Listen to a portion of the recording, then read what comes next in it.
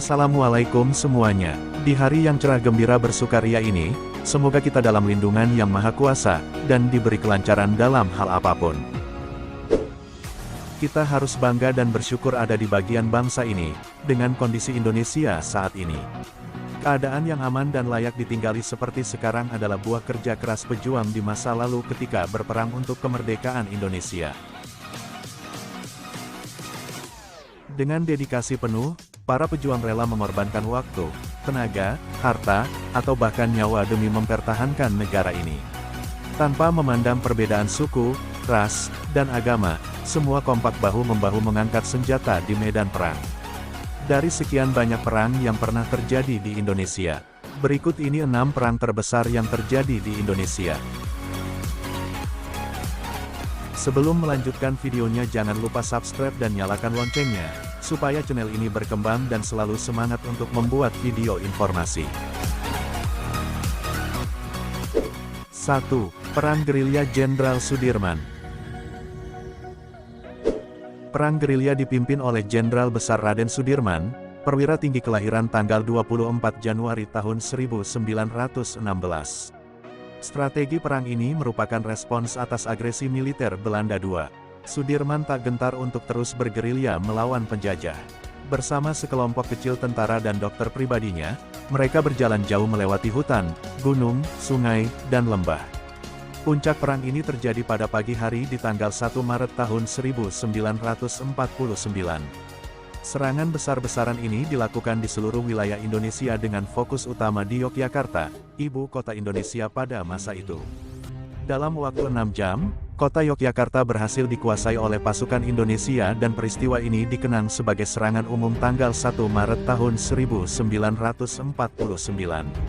Sedihnya, setelah peristiwa tersebut, Sudirman dirawat berpindah-pindah, dari Panti Rapi, sanatorium di dekat Pakem, hingga pindah ke Magelang di bulan Desember tahun 1949. Sudirman mengembuskan napas terakhirnya di Magelang pada tanggal 29 Januari tahun 1950 pukul 18.30 pada usia yang relatif muda, yakni 34 tahun. 2. Puputan Margarana. Perang dahsyat juga pernah terjadi di Bali yang dikenal dengan Puputan Margarana, tepatnya pada tanggal 20 November tahun 1946. Sang pemimpin perang adalah Kolonel I Gusti Ngurah Rai dan dilakukan untuk mempertahankan desa Marga dari serangan NICA. Masyarakat Bali berprinsip untuk terus melawan, pantang bagi mereka untuk mundur dan menyerah. Karena prinsip ini, sebanyak 96 orang gugur, termasuk I Gusti Ngurah Rai. Sementara, di pihak Belanda kehilangan 400 orang akibat Puputan Margarana, lebih banyak dari pihak masyarakat Bali. Padahal, Belanda sudah mendatangkan seluruh pasukannya yang berada di Bali plus pesawat pengebom yang didatangkan dari Makassar.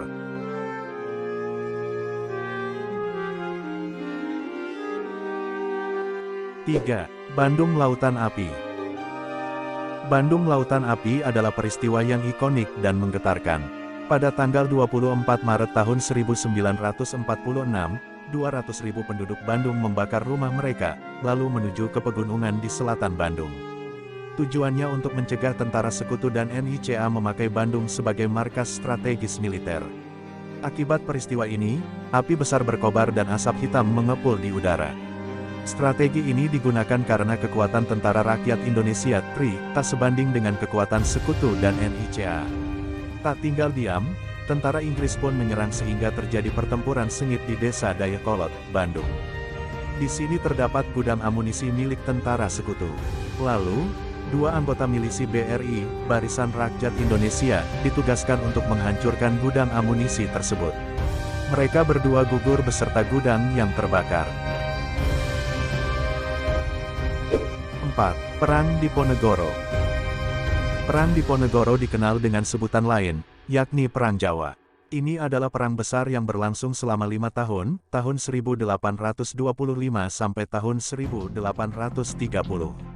Sesuai namanya, perang ini dipimpin oleh Pangeran Diponegoro, sementara di pihak musuh dipimpin oleh Jenderal Hendrik Merkus de Kock. Dengan prinsip, sadumuk batuk, sanyari bumi ditohi tekan pati, yang artinya sejari kepala sejengkal tanah dibela sampai mati, masyarakat Jawa berperang hingga titik darah penghabisan demi melawan Belanda. Imbas dari perang ini, sekitar 200.000 penduduk Jawa tewas, sementara pihak Belanda kehilangan 8.000 tentara. 5. Penyerbuan Batavia. Penyerbuan Batavia adalah salah satu peristiwa ikonik yang terjadi di tahun-tahun 1628 sampai tahun 1629. Perang ini dipimpin oleh Sultan Agung dari Kesultanan Mataram yang menyerang Batavia, pusat VOC di Nusantara pada masa itu. Serangan pertama terjadi di Benteng Hollandia pada Oktober tahun 1628. Meski membawa 10.000 prajurit, pasukan Mataram hancur karena kurang perbekalan. Pihak VOC menemukan 744 mayat orang Jawa, bahkan sebagian ditemukan tanpa kepala. Lalu, serangan kedua dilakukan dengan membawa 14.000 prajurit. Sebagai antisipasi, mereka membangun lumbung-lumbung beras di Karawang dan Cirebon. Namun, mata-mata VOC menemukan lumbung beras ini dan menghancurkannya. Pasukan yang lemah akibat kurang perbekalan, menjadi semakin lemah karena wabah malaria dan kolera. Tetapi, Sultan Agung berhasil mengotori Sungai Ciliwung dan membuat Jan Pieterszoon Cowen meninggal akibat wabah kolera yang melanda Batavia.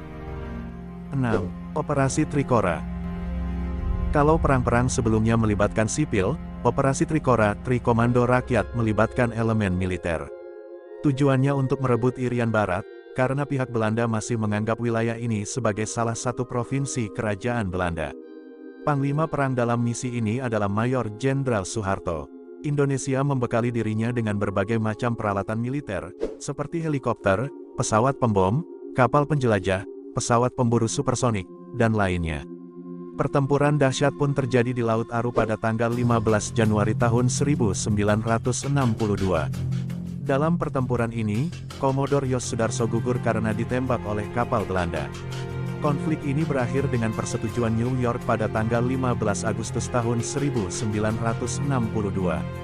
Markas besar PBB di New York menjadi tempat perundingan antara Indonesia dan Belanda. Isi persetujuan New York adalah Belanda akan menyerahkan pemerintahan Irian Barat kepada pemerintahan Indonesia. Itulah 6 perang terbesar yang terjadi di Indonesia. Cukup itu saja di video kali ini, semoga video di atas bermanfaat untuk kita semua. Mohon maaf apabila ada salah kata, kasih kritikan di kolom komentar. Jangan lupa subscribe dan nyalakan loncengnya, bantu support terus channel ini biar berkembang dan selalu semangat untuk membuat video informasi.